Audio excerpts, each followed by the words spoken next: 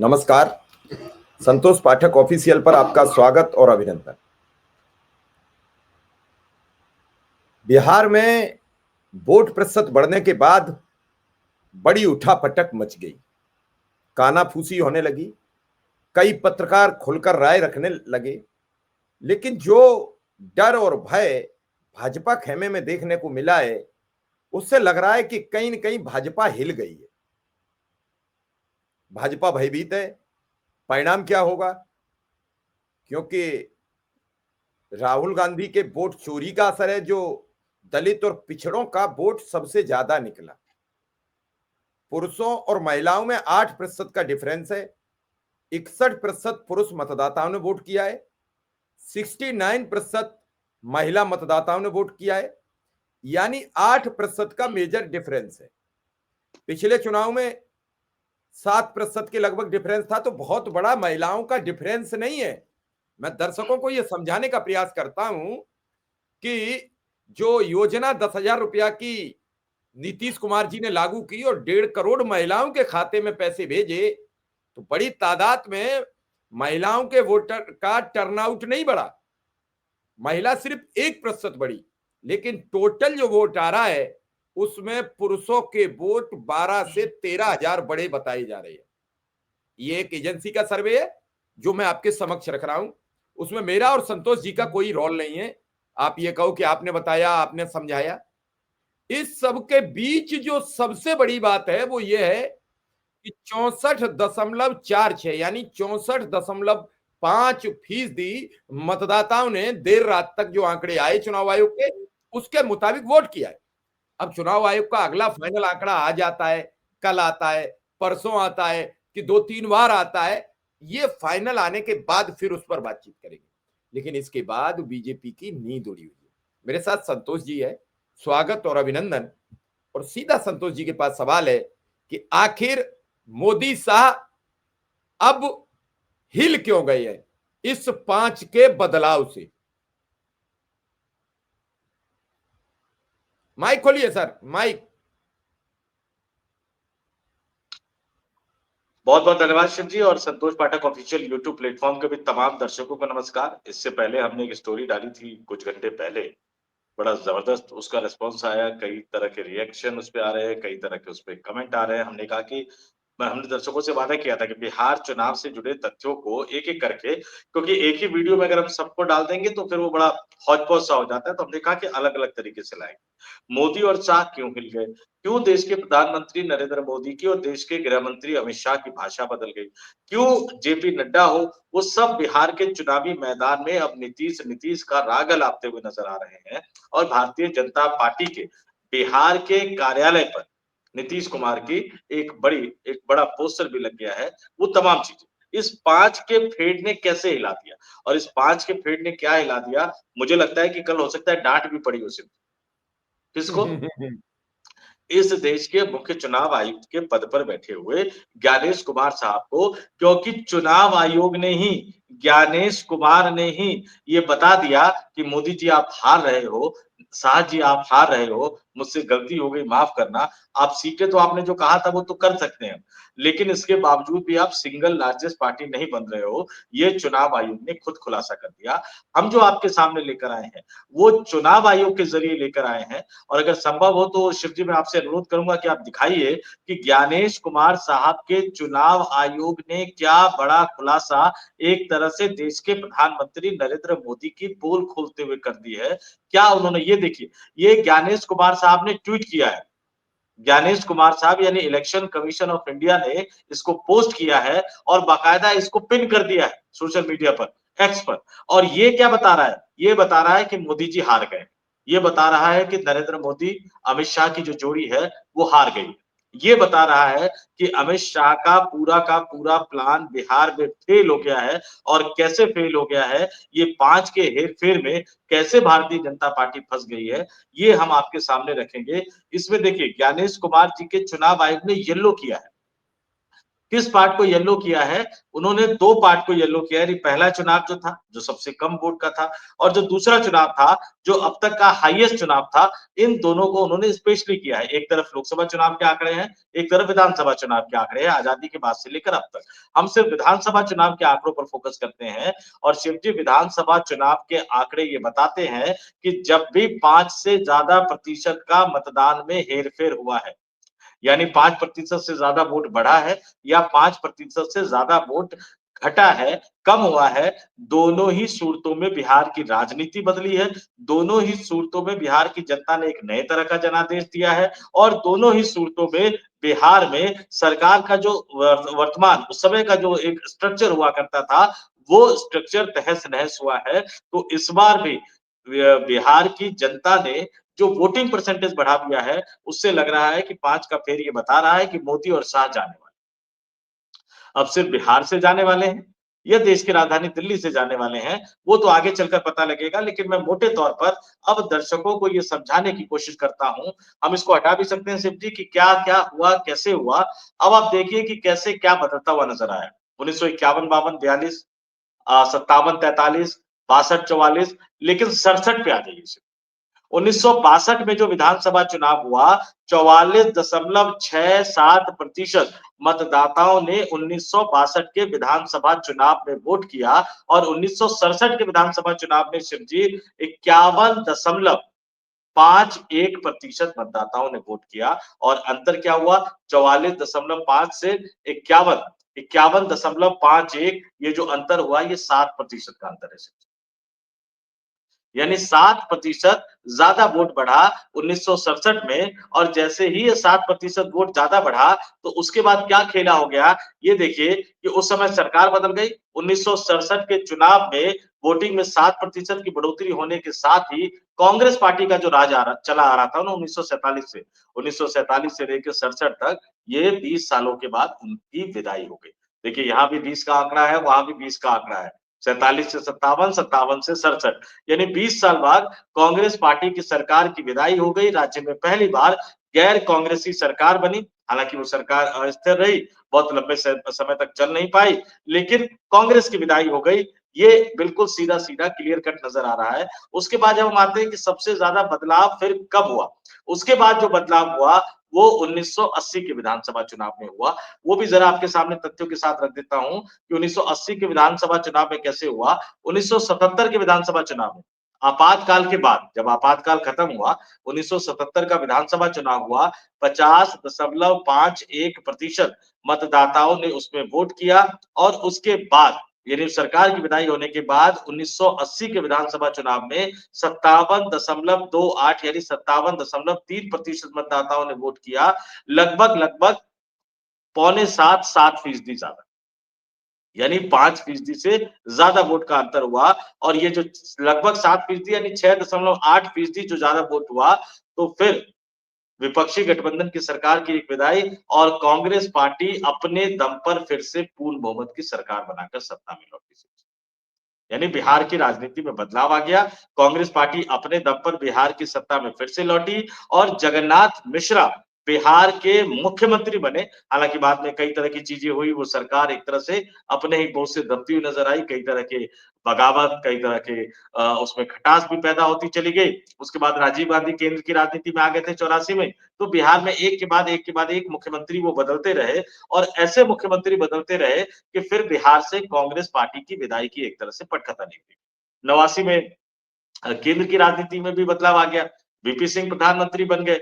और उसके बाद जब 1990 का बिहार का विधानसभा चुनाव हुआ, वो भी आपके सामने रखना बहुत जरूरी है कि 1985 में 56.27% मतदाताओं ने वोट किया था, लेकिन 1990 में 62.04% मतदाताओं ने वोट किया। तो 1990 में जो वोट का अंतर था, वो भी 5% से ज्यादा, यानी 6% के लगभग था। तो 1990 में कांग्रेस की सत्ता से विदाई हुई, और एक नया राजनीतिक दल, जिसका गठन कुछ समय पहले ही हुआ था, जनता दल, सत्ता में आया।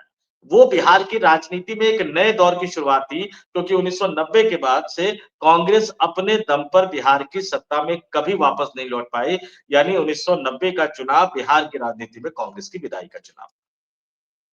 जनता दल सबसे बड़ी पार्टी के रूप में उभरी, कई राजनीतिक दलों को उन्होंने जोड़ा, लेफ्ट का भी जोड़ा, बीजेपी को भी लिया, कई राजनीतिक दलों को लिया। जनता दल में वोट हुआ, वोट में लालू यादव खड़े हुए थे, जनता दल के विधायकों में लालू यादव खड़े हुए थे, रामसुंदर दास खड़े हुए थे और रघुनाथ झा खड़े हुए थे। सबसे ज्यादा जनता दल के विधायकों और समर्थकों ने लालू यादव को चुना, तो लालू यादव मुख्यमंत्री बन गया। उसके बाद वो लालू यादव का दौर चला। लेकिन ध्यान दीजिएगा, 1990 का विधानसभा चुनाव लालू यादव की जीत नहीं थी शिव जी। 1990 का विधानसभा चुनाव कांग्रेस की विदाई थी और एक नई पार्टी यानी जनता दल को एक तरह से उसकी स्वीकारता बढ़ी थी, क्योंकि सबसे बड़े राजनीतिक दल के रूप में जनता दल उभरा था। उस समय संयुक्त बिहार हुआ करता था, बिहार और झारखंड दोनों हुआ करता था। अब आ जाइए 1995 का विधानसभा चुनाव। 1995 का विधानसभा चुनाव, 90 और 95। 90 में जैसा मैंने कहा कि अंतर आया 62.04%, 95 में वो थोड़ा सा घट गया, 61.79% हो गया। उसके बाद सन 2000 में जो है वो 62.57 हो गया। ये जो 1995 और 2000 का जो विधानसभा चुनाव है, ये थोड़ा सा अलग तरह का चुनाव था, कुछ बहुत ज्यादा बदलता हुआ उसमें नजर नहीं आया। कोई बहुत ज्यादा बदलाव नजर नहीं आया। लेकिन उसके बाद 2005 के फरवरी में चुनाव होना और 2005 के अक्टूबर में चुनाव होना। मैं फरवरी का आंकड़ा हटा देता हूं, क्योंकि 2005 के फरवरी के चुनाव में किसी को बहुमत नहीं मिल पाया था, राष्ट्रपति शासन लगाना पड़ा था। वो तमाम कहानियां हम अपनी एक स्टोरी में बता चुके हैं। लेकिन 2005 के अक्टूबर में विधानसभा चुनाव में जो वोटिंग हुई 45.85 सीट, 45.85। और उससे पहले 2000 के चुनाव में कितनी वोटिंग हुई थी? हाईएस्ट वोटिंग हुई थी उस समय तक की बिहार की 62.57। तो 16% वोटिंग कम हुआ था सिर्फ 2000 के मुकाबले। 2005 के अक्टूबर के विधानसभा चुनाव में 16% वोटिंग कम हुआ, यानी 5 से कई गुना ज्यादा। और बिहार की जनता ने राजनीति को पूरा 360 डिग्री घुमा दिया, यानी लालू यादव की विदाई हो गई। जो 1990 से 2005 तक वो लगातार राज कर रहे थे, 15 साल का शासन एक तरह से खत्म हो गया। जबकि उस समय लालू यादव केंद्र की सरकार में रेल मंत्री हुआ करते थे, केंद्र की सरकार में उनका दबदबा था। मनमोहन सिंह प्रधानमंत्री थे, लेकिन सोनिया गांधी के करीबी होने के कारण लालू यादव का दबदबा था। लेकिन 16% कम वोट होने के कारण लालू यादव की, राबड़ी देवी की बिहार की सत्ता से विदाई हुई और नीतीश कुमार का दौर बिहार की राजनीति में शुरू हुआ। नीतीश कुमार का दौर बिहार के राजनीति में शुरू हुआ। और इस बार आ जाइए अब क्या हुआ।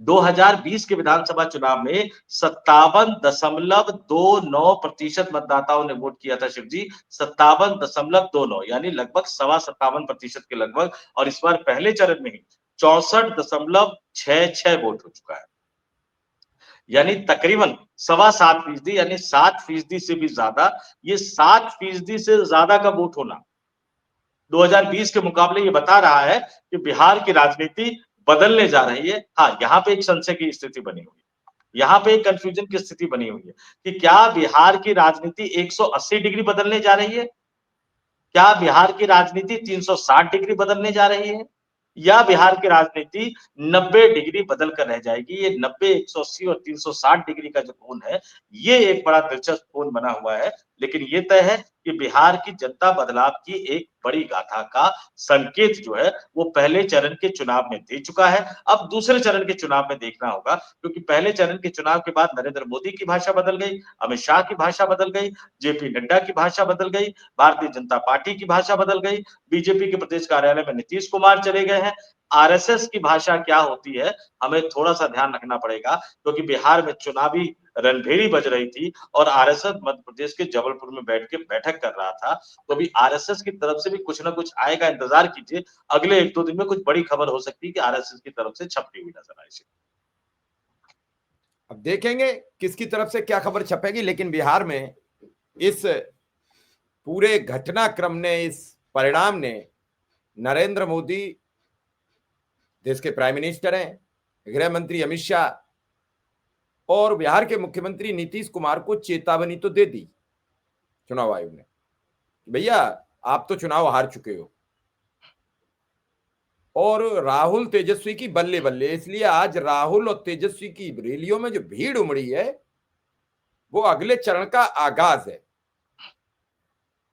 अब इस भीड़ को लेकर कैसे मेंटेन करेंगे। कई लोग कह रहे थे कि नीतीश कुमार को बाहर लाके ये साबित कर दिया कि वो बीमार नहीं है। भैया किसी को साबित नहीं करना होता कि बीमार नहीं है। वो पैदल चले, बरसात में उन्होंने प्रचार किया, जनता सब समझ रही है। जिस प्रकार से नीतीश कुमार को आपने अंतिम दौर तक मुख्यमंत्री पद का दावेदार घोषित नहीं किया, वो जनता सब समझ चुकी है। ये जनता जानती है कि एकनाथ शिंदे ने कोई बुराई नहीं की, आपकी लाज रखी थी। जब आप सत्ता से दूर थे तब 2.5 वर्ष पहले आके आपके साथ मिलकर मुख्यमंत्री बने थे। वो एकनाथ शिंदे रूठ कर गांव चले गए। कहा चले जाओ रूठ के, अब तो हमारी 140-130 सीटें आ गई हैं और हम सरकार बना लेंगे, तुम रूठ जाओ चाहे गांव चले जाओ। गांव नहीं तुम जहन्नुम में चले जाओ, हम तुम्हें मुख्यमंत्री नहीं बनाएंगे। मजबूरन उन्होंने डिप्टी सीएम की शपथ ली। ये भाजपा में ही ताकत है। 5 साल जो उनका अपना मुख्यमंत्री रहा उसे डिप्टी सीएम बना दिया। उसके ही हाथ में सब कुछ थी, सत्ता देवेंद्र फडणवीस चला रहे थे, शिंदे तो मुहर थे। लेकिन मुख्यमंत्री तो कोई भी हो जो शपथ ग्रहण करता है वो पद पर तो होता ही है, इसका अपना अलग औरा होता है, उसकी अलग अपना प्रोटोकॉल है, उसका अलग काम है। लेकिन क्या अब बिहार की जनता जब सब भांप गई है तो क्या बिहार की जनता अब मानेगी? क्या दूसरे चरण में ये स्वीकार करेगी कि भाजपा डाल डाल तू पात पात का खेल खेल रही है, कि नीतीश कुमार के अब कटआउट लगवा रही है भारतीय जनता पार्टी कार्यालय में? एक टाइम में उन्हें उठा के फेंक दिया गया, तो क्या संजय झा और लल्लन प्रसाद की एंट्री रोकेगी? या फिर डर गए मोदी कि बिहार गई तो गई, दिल्ली की सरकार चली जाएगी? भयभीत मोदी को अब कुछ समझ में नहीं आ रहा है। वो कह रहे कटआउट लगवाओ जल्दी से, नीतीश के जल्दी से पोस्टर लगवाओ। मैं भी ये बोलूंगा, अमित शाह तुम भी बोलो, अरे भैया बिहार जा रहा जाने दो, दिल्ली तो बचाओ। नीतीश के हाथ पांव जोड़ो, उन्हें समझाओ, उन्हें रोको, वरना ये सब बना बनाया खेल बिगड़ जाएगा। अब पूर्ण बहुमत की सरकार थोड़ी है। नींद नहीं आई होगी रात भर ये सुनकर। और जो ज्ञानेश कुमार ने कहा साहेब हमने जो करना था वो हमने कर दिया और असलियत ये है। अब इसमें ये बात अलग है, कल 5% वोट बढ़ जाए तो फिर कुछ भी हो सकता है। 5% एक बड़ा टर्नआउट होता है। और ये मैं बड़ी गारंटी से कहता हूं कि आईटी में सब संभव है, आईटी में सब कुछ हो सकता है, इसमें कोई दो राय नहीं। क्योंकि प्रत्येक ईवीएम में एक डेटा पड़ता है, वो डेटा अपलोड करने का काम चुनाव आयोग का होता है। वो डेटा अपलोड होता है कि अमुक विधानसभा पे कितने उम्मीदवार हैं, उनके नाम फीड होते हैं, उनके फोटो फीड होते हैं, उनका चुनाव चिन्ह फीड होता है। ऐसा नहीं है कि अपने आप सब कुछ चल जाता है। वो तो सब जायज है। मैं कोई सवाल नहीं करता चुनाव आयोग पर, मैं कोई सवाल नहीं करता भारत की सरकार पर, लेकिन इतना सवाल जरूर करता हूं कि जिसने बड़े मन से इस बार वोट डाला उसकी सरकार ईमानदारी से बन जाए। संतोष जी, अब इस खेल के बाद, इस बड़े बदलाव के बाद जो अब असली खेला बाकी है उसे आप कैसे देखेंगे? देखिए शिव जी, असली खेला आपने थोड़ा-सा महाराष्ट्र का ज़िक्र कर दिया, तो मैंने सोचा कि थोड़ा-सा महाराष्ट्र के उस पे आ जाऊँ। एचडी देवगौड़ा की सरकार कांग्रेस पार्टी के समर्थन से बनी 1996 में 11 महीने की तकरीबन 10 महीने तकरीबन ये सरकार चली। सीताराम केसरी कांग्रेस के अध्यक्ष बने। उसके बाद उन्होंने उस सरकार से समर्थन वापस ले लिया। एचडी देवगौड़ा ने सदन के अंदर विश्वास मत का प्रस्ताव पेश किया।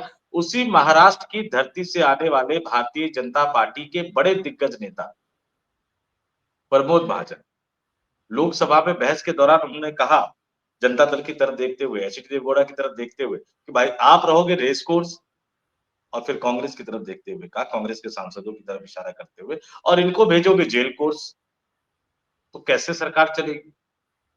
यानी आप रहोगे रेस कोर्स, यानी एचडी देवगौड़ा प्रधानमंत्री आवास में रहते थे, 7 रेस कोर्स रोड नाम हुआ करता था, और कांग्रेस सांसदों को भेजोगे जेल कोर्स, तो कैसे सरकार चलेगी? तो महाराष्ट्र में चक्की पिसिंग करने वाले अजीत पवार को आपने साथ ले लिया क्योंकि आपको एनसीपी को तोड़ना था। और जब आपको एनसीपी को तोड़ना था, तो आपने पूरा भाव दिया, और जब आपके पास पूर्ण बहुमत है तो सिर्फ एकनाथ शिंदे को नहीं हटाया, अजीत पवार के बेटे के खिलाफ जांच शुरू कर दी गई। क्या आपको अजीत पवार के बारे में पहले नहीं पता था? इतने हजार करोड़ का घोटाला, इतने हजार करोड़ का घोटाला, तो ये सब चीजें शुरू हो गई। अब थोड़ा सा आप उत्तर प्रदेश पे आ जाइए। उत्तर प्रदेश में भाजपा का घोड़ा सरपट कैसे दौड़ रहा है शिव जी, और कब से दौड़ना शुरू हो रहा है?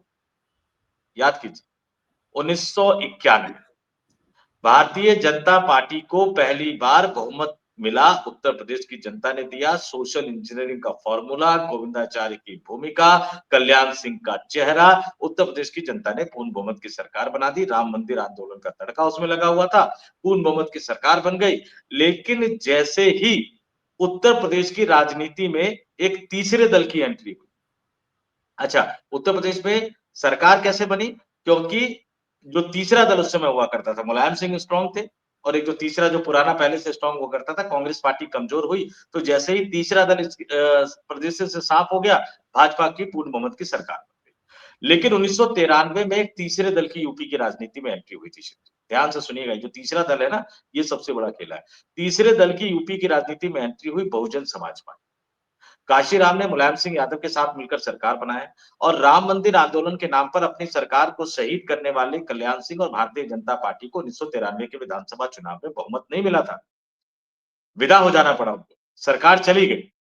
लेकिन जैसे ही 2017 के चुनाव में भारतीय जनता पार्टी ने इंश्योर कर दिया कि उत्तर प्रदेश की राजनीति का तीसरा बड़ा राजनीतिक दल घर बैठ जाए, यानी बहुजन समाज पार्टी घर बैठ जाए। घर बैठ जाए का मतलब यह है कि उनका जनाधार कम हो जाए। नहीं तो उनके समर्थक किसी और उसमें ना ले। घर एक तरह से वो इसलिए बैठ गई क्योंकि जनाधार उनका कम हो गया। जैसे ही तीसरा दल उस प्रदेश से गायब हुआ, भारतीय जनता पार्टी का घोड़ा सरपट दौड़ने लगे सिर्फ जी। महाराष्ट्र में भी इसी तरह से उन्होंने उद्धव ठाकरे को खत्म करने की कोशिश की ताकि दो ध्रुवीय लड़ाई हो जाए। बिहार में अल्पसंख्यक समुदाय के मतदाताओं को ये समझ आ गया। मुसलमान मतदाताओं को ये समझ आ गया। मैं कहता हूँ ना, M+M के समीकरण ने चुनाव बदल दिया। एक तो महिला, जो लंबी-लंबी लाइन लगी थी, जो मैंने भी कहा था कि महिला समीकरण बदल देगी, और दूसरे मुसलमानों को समझ आ गया, भारतीय जनता पार्टी का खेल, कि अगर आपने नीतीश को खत्म कर दिया, तो बिहार में सिर्फ 2 ही राजनीतिक दल बचेंगे, बीजेपी और राष्ट्रीय जनता। और दो ध्रुवीय जब लड़ाई होती है ना, तो हिंदुत्व के एजेंडे पे सवार होकर भारतीय जनता पार्टी का घोड़ा सरपट दौड़ने लगता है। और इसीलिए बिहार एक अबूझ पहेली बन गया है कि ज्यादा कौन से मतदाता घर से निकले। महिला मतदाताएं तो निकली, लेकिन उसमें बहुत ज्यादा बढ़ोतरी नहीं थी। और महिला मतदाताओं के प्रतिशत जरूर बढ़ा, लेकिन पुरुष मतदाताओं के मुकाबले फिर भी उन्होंने कम ही वोट किया। ये मोटे तौर पे आंकड़ा मैं आपके सामने रखता हूँ। तो ज्यादा वोट किसने किया? ट्रेनों से भर के भाजपाई जिसको ले गए थे, उन्होंने वोट किया।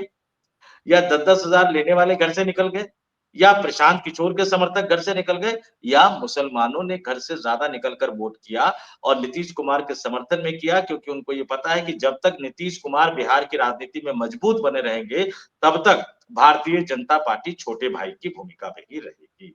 तो ये M+M ने खेला किया, वोट प्रतिशत बढ़ा, नीतीश कुमार मजबूत हुए, भारतीय जनता पार्टी का सपना टूट गया, नरेंद्र मोदी का सपना टूट गया, अमित शाह की रणनीति फेल हो गई और 5 के फेर में भारतीय जनता पार्टी को बिहार के मतदाताओं ने फंसा दिया। इसलिए भाषा बदल गई, रंग ढंग बदल गए, सुर ताल बदल गए। और अभी तो देखिए आने वाले दिनों में होता क्या है, क्योंकि राहुल गांधी ने तो कहा ही था कि वोट लेने के लिए अगर नरेंद्र मोदी साहब को कहोगे कि मंच पर डांस कर दीजिए, तो वो डांस भी करने को तैयार हो जाएंगे। तो देखिए आगे आगे किस तरह के सुरताल निकलकर सामने आते हैं।